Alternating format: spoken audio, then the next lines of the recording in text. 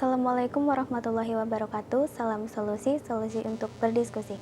Perkenalkan, nama saya Deli Arwanto dengan NIM 0601232033. Kali ini saya akan membahas tentang dua konsep penting dalam hubungan internasional, yaitu geopolitik dan geostrategi.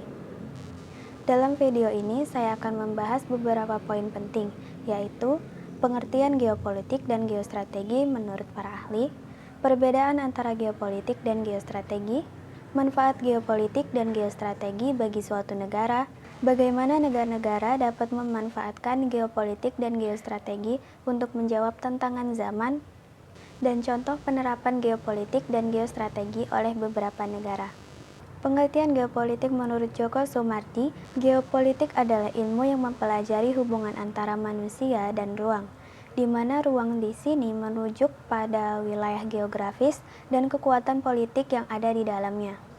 Pengertian geostrategis menurut Salim Said, geostrategi adalah seni dan ilmu pengetahuan untuk mengukur kekuatan nasional dalam rangka mencapai tujuan politik luar negeri suatu negara dengan memanfaatkan kondisi geografisnya.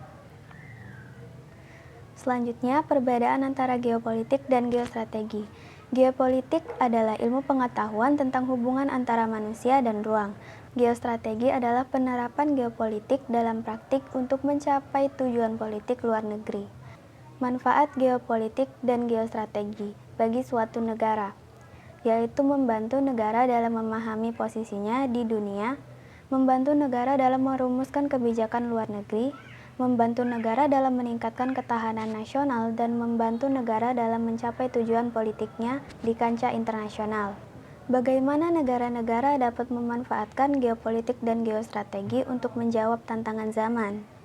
Yaitu dengan meningkatkan ketahanan negara, membangun kekuatan sosial, ekonomi, dan militer untuk menghadapi ancaman, meningkatkan anggaran pertahanan, mengembangkan industri pertahanan nasional, meningkatkan kerjasama dalam bidang keamanan, membangun kekuatan sosial, ekonomi, dan militer untuk menghadapi ancaman, meningkatkan anggaran pertahanan, mengembangkan industri pertahanan nasional, meningkatkan kerjasama dalam bidang keamanan dengan negara lain, meningkatkan pendidikan dan kesehatan masyarakat, lalu membangun infrastruktur yang kuat dan tangguh, meningkatkan diplomasi, meningkatkan hubungan diplomatik dengan negara lain untuk membantu kerjasama dan penyelesaian konflik secara damai, melakukan kunjungan kenegaraan ke negara-negara lain, berkomunikasi dan berbicara dengan negara-negara lain, memberikan bantuan kemanusiaan, pembangunan kepada negara-negara lain, menggunakan daya geografis,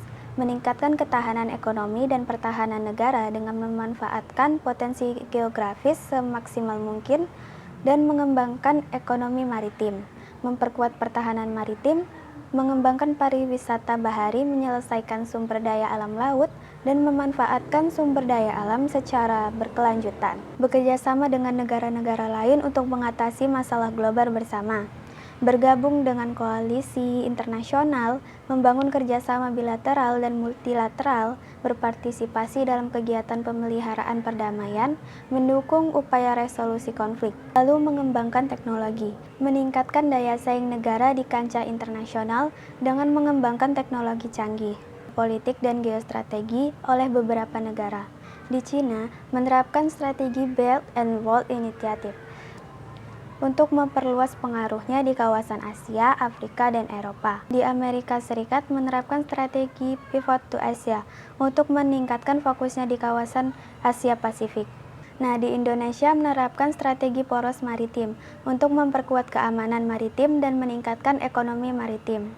Geopolitik dan geostrategi adalah dua konsep penting dalam hubungan internasional yang dapat membantu negara-negara dalam memahami posisinya di dunia, merumuskan kebijakan luar negeri, meningkatkan ketahanan nasional, mencapai tujuan politiknya di kancah internasional, dan menjawab tantangan zaman. Terima kasih atas perhatiannya. Salam solusi, sampai jumpa kembali.